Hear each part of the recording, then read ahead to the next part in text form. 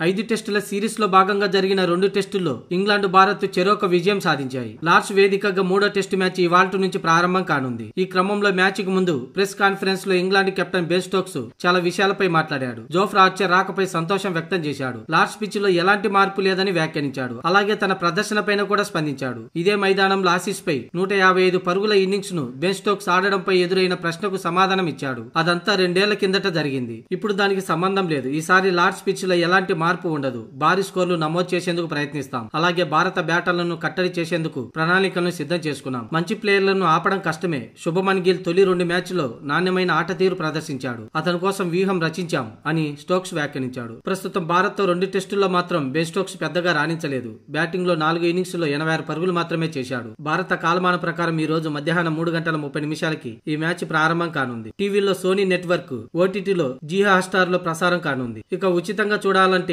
టీవీలో DD sports లో మాత్రమే మ్యాచ్ ని వీక్షించే అవకాశం ఉంది.